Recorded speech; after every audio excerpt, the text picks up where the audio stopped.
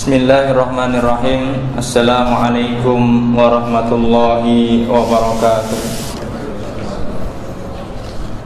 Alhamdulillahirabbil alamin, wassalatu wassalamu ala sayyidina Muhammadin wa ala alihi wa ashabihi ajma'in, amma ba'd.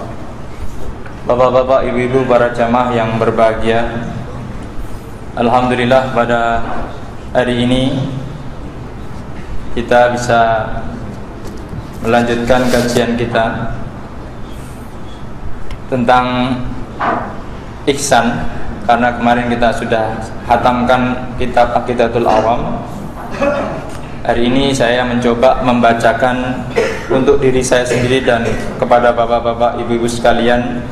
InsyaAllah akan kita kaji dan kita bahas tentang kitab Ihya Ulumuddin karangan Imam Al-Ghazali.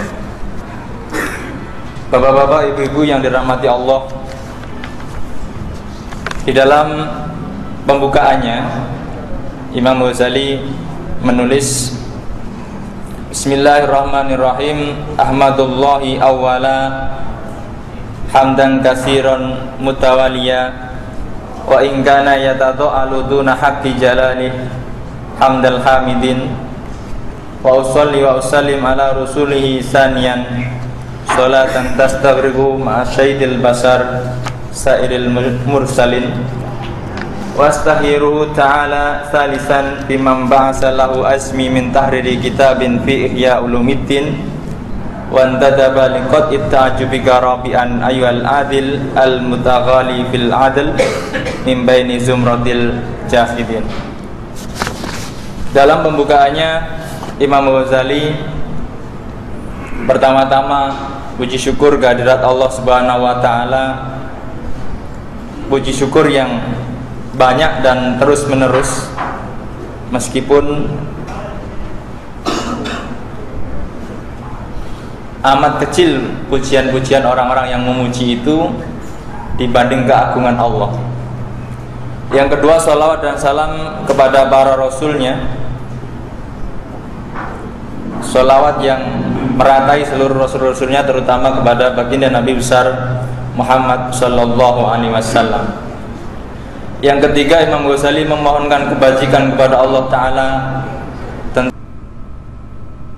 cita di dalam dirinya untuk mengarang sebuah kitab yang diberi nama kitab Ihya Ulumuddin, atau kitab tentang menghidupkan ilmu-ilmu agama.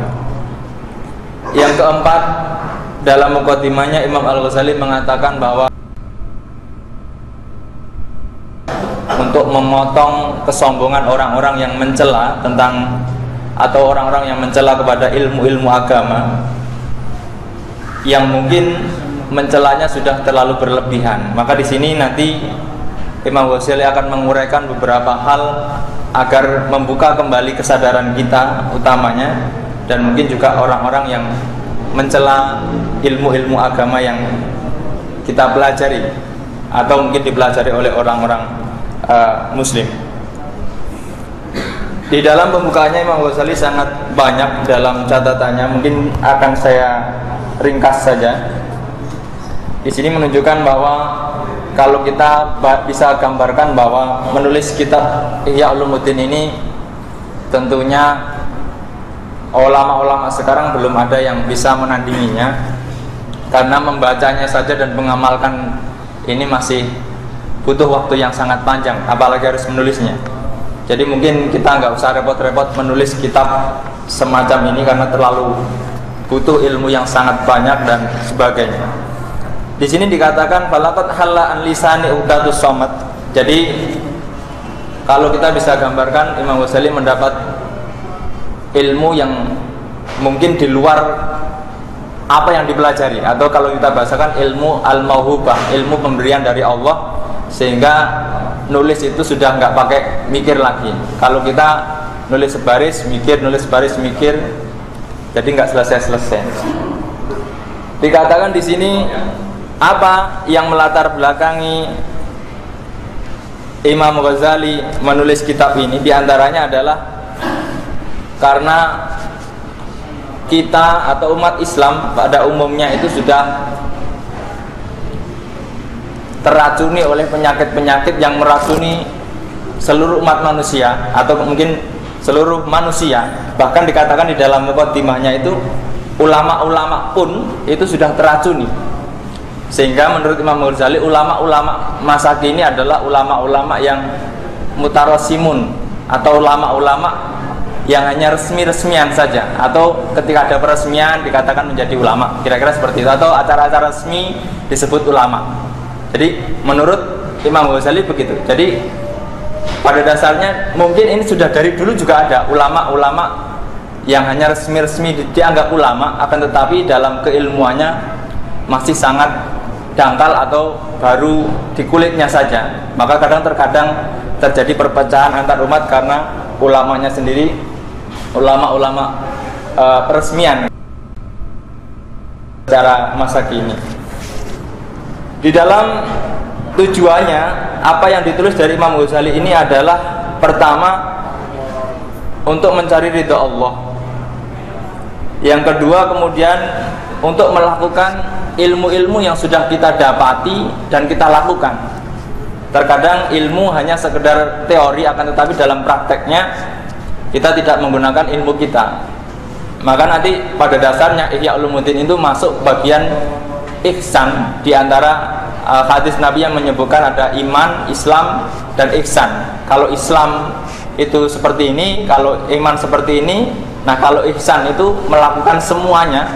Dan kemudian seolah-olah kita itu sadar bahwa Allah selalu di hadapan kita, atau paling enggak kita sadar, atau kalau kita bisa merasa bahwa Allah melihat kita. Kalau tidak ya kita harus yakin bahwa Allah selalu melihat gerak-gerik kita. Kemudian dilanjutkan, wali umri innahu la sababun li idrarika la takabbur ila da'il ladzi amal jam' bal syamala al jamahir minal qusur an mulahadati darwati hadal amr wal jahlu bi annal amru idda wal khadbu jidda wal akhiratu muqbilah wad dunya mudbirah wal ajlu qarib was safar ba'id waz zadu tafif wal khadaru adim wa tariqus sad, dan sebagainya. Ini ibaratnya, sungguh demi umurku tidak ada sebab yang mencelakai kita dari dari takabur itu kecuali adalah penyakit yang sudah menjamah manusia pada umumnya. Jadi pada umumnya itu kenapa orang malas belajar, kenapa orang malas mengkaji ilmu, itu karena mungkin ada sedikit rasa takabur. Oh, saya sudah lulus, atau saya sudah tua, atau saya sudah berumur, dan sebagainya. Padahal dikatakan masalah agama atau masalah ilmu agama adalah masalah yang sangat urgen.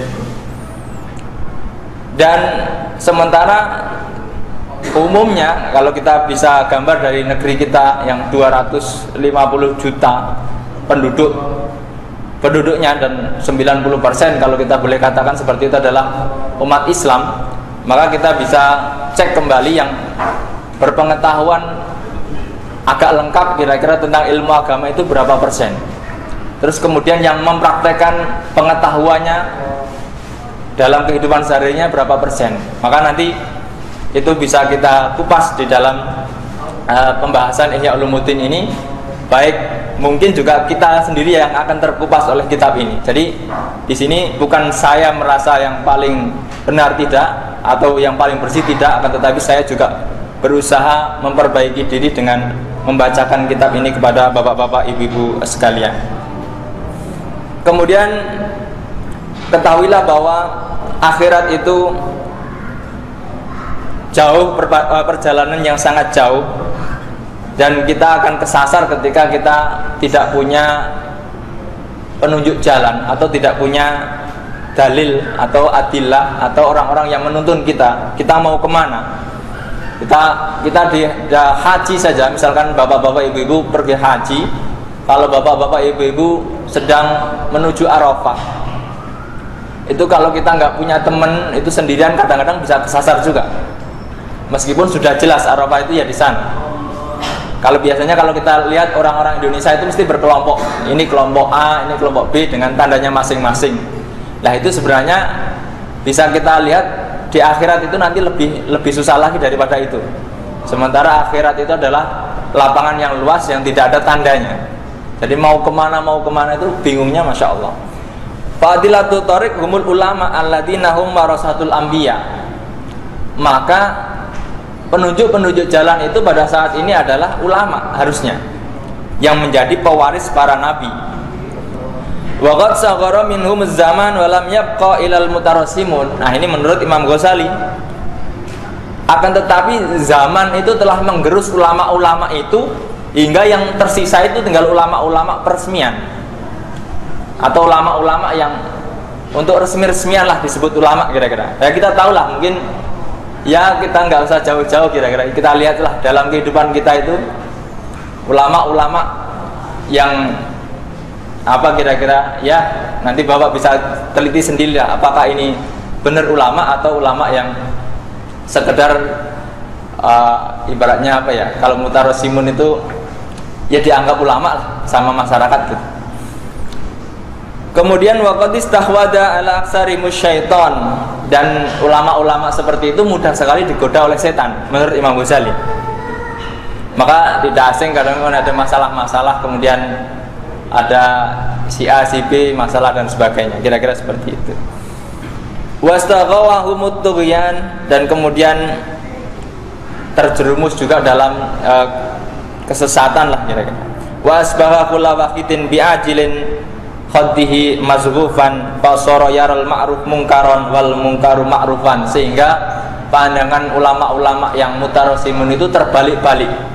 Yang mungkar jadi dianggap ma'ruf, yang ma'ruf menjadi mungkar. Ya ma'ruf itu mungkar itu tidak diakui kebaikannya oleh masyarakat, itu namanya mungkar. Jadi bukan hal-hal yang lebih dari itu. Jadi mungkar itu contohnya adalah ada jarum atau ada paku di jalan, itu mungkar. Contohnya seperti itu, bukan tempatnya di situ. Kalau ma'ruf itu ya sudah terkenal, sudah terbiasa, masyarakat Indonesia itu suka tersenyum, itu ma'ruf. Dan mungkin dari kebaikan-kebaikan yang lain.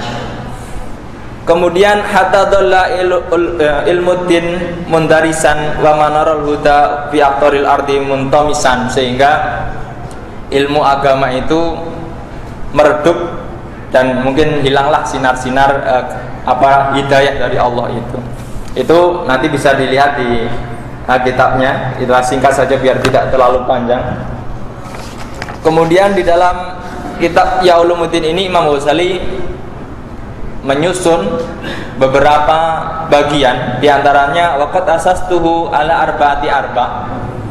Imam Ghazali menyusun kitab Ya Ulumuddin ini dalam 4 rubuk.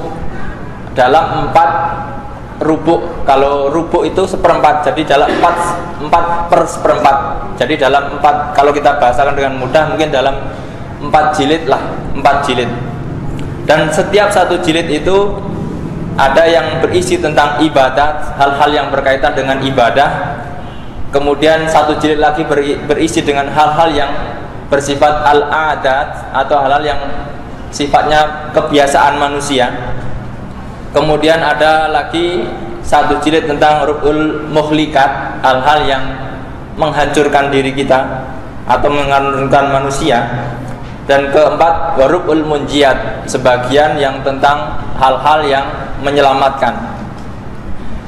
Wasadartul jumlah bi kitabil ilmi li'annahu ghayatul muhim. Nah, diawali dengan kitab tentang ilmu. Jadi di dalam satu rubuk nanti itu ada beberapa kitab, dan di beberapa kitab itu ada beberapa bab. Jadi nanti bahasanya seperti itu. Nah, kemudian li'akshufa awalan anil ilmi alladhi ta'budullaha ala lisani rasulih sallallahu alaihi wasallam al-a'yanu yadlubu idqala rasulullah sallallahu alaihi wasallam talabul ilmi faridatun ala kulli muslim. Ini berangkat dari hadis Nabi yang berbunyi talabul ilmi faridatun ala kulli muslimin. Maka mencari ilmu adalah hukumnya wajib bagi setiap orang yang muslim. Jadi maka tidak ada aturan saya sudah lulus, saya sudah tua, atau saya sudah berumur, maka tidak kemudian menghilangkan kewajiban kita untuk menuntut ilmu. Ilmu apa? Nah, ilmu itu cakupannya sangat luas. Kemudian wa umayyizu fihi al-ilmu an-nafi' minad-dar, dan kemudian Imam Ghazali akan memilah-milah mana ilmu-ilmu yang bermanfaat dari yang ilmu-ilmu yang membahayakan, karena ilmu itu aneka ragam.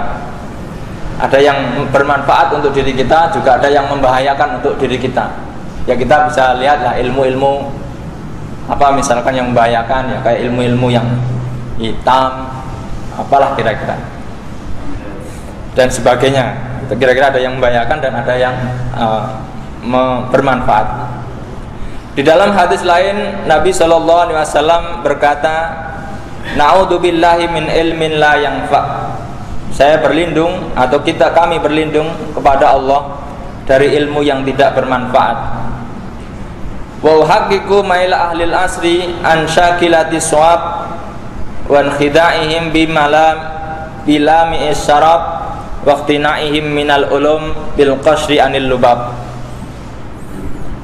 Dan bisa dipastikan bahwa keberadaan masyarakat atau umat saat ini itu dari ilmu agama itu hanya sebatas pada kulitnya, jadi belum masuk ke intinya. Maka kadang kalau orang mempelajari baru kulitnya, mudah bertengkar, suka menyalahkan orang lain, biasanya gitu. Jadi masih di kulitnya, jadi masih kasar ibaratnya gitu. Kalau udah dalam, nanti bukan lagi menyalahkan orang lain, tapi kembali ke diri, apakah saya sudah baik, kan kira-kira seperti itu. Jadi tidak menyalahkan orang lain, tapi melihat diri sendiri, apakah saya sudah benar, apakah begini dan sebagainya. Nanti kita akan nikmati di dalam kajian-kajian yang di bab berikutnya. Kemudian Kitabul Ilmi wa Kitabul Qawaid wa Kitabul Asrari Ta'arah ini akan masuk pada tentang ibadah. Nanti di dalam juz yang tentang ibadah ini akan dibahas kitab ilmu, kitab qawaid akidah, kemudian kitab rahasia dalam bersuci, kitab asrarus salat, rahasia dalam salat, kitab asrarus zakat, rahasia di dalam zakat, asrarus siyam, rahasia di dalam puasa, asrarul haji, rahasia haji, adabut tilawatil Quran, tata krama membaca Al-Quran, kitabul adkar wa da'wat, kitab zikir-zikir dan doa-doa, kitabut tartibil aurat fil awqat, dan keteraturan wirid-wirid di dalam waktu-waktunya. Ini nanti akan dibahas di dalam jilid yang pertama.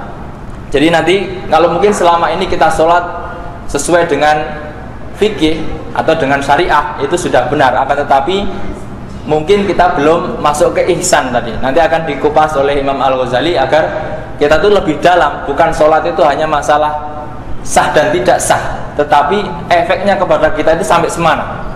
Padahal tujuan sholat itu, kalau kita sholat, inna sholata tanha anil fahsya'i wal munkar, itu tujuannya. Ketika orang itu sholatnya sudah benar, maka dia akan tercegah dari perbuatan fahsya dan munkar. Akan tetapi yang terjadi di masyarakat kita itu sholat fahsya dan munkar tetap jalan. Nah, apakah yang ada yang salah? Ya kita nggak usah nyalahkan orang lain. Mari nanti kita koreksi diri kita masing-masing, dan saya juga mengoreksi diri saya masing-masing. Jadi nanti akan dibahas di dalam bab pertama ini. Kemudian di dalam kitab atau di dalam jilid selanjutnya nanti akan dibahas tentang adabul akli. Ini sampai detail tentang tata krama makan. Jadi mungkin kita selama ini makan dianggapnya ya begitu-begitulah, kira-kira seperti itu. Nanti akan kita kaji tata keramanya bagaimana, doanya bagaimana, dan sebagainya. Kemudian ada kitab adabun nikah, tata krama menikah. Ya menikah itu bukan hanya akadnya saja. Ya menikah itu ya urusan, udahlah pokoknya ada hubungannya dengan nikah. Kemudian juga akan dibahas tentang ahkamul kas, hukum-hukum tentang bekerja. Nah nanti juga akan dibahas oleh Imam Ghazali. Kitabul halal wal haram, halal dan haram.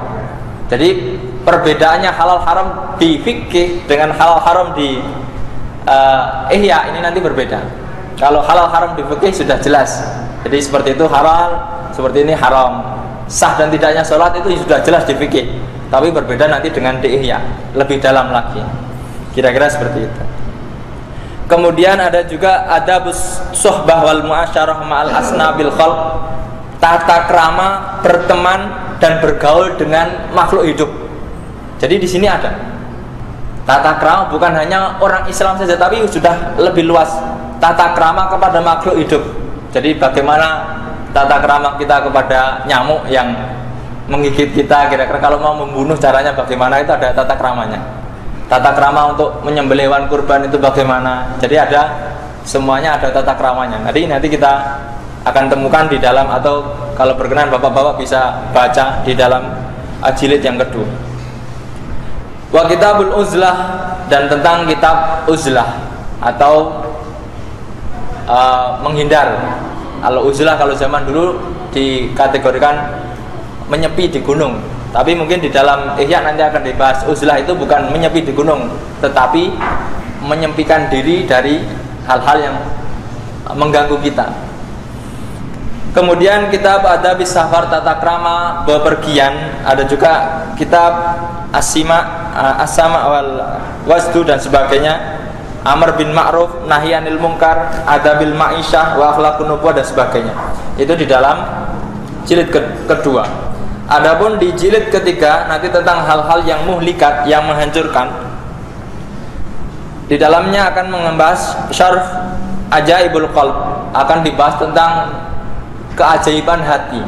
Jadi ajaibnya hati manusia ciptaan Allah. Jadi manusia itu punya hal yang ajaib, yaitu hati. Hati itu tidak bisa diketahui, sangat rahasia sekali, kecuali orang itu sendiri.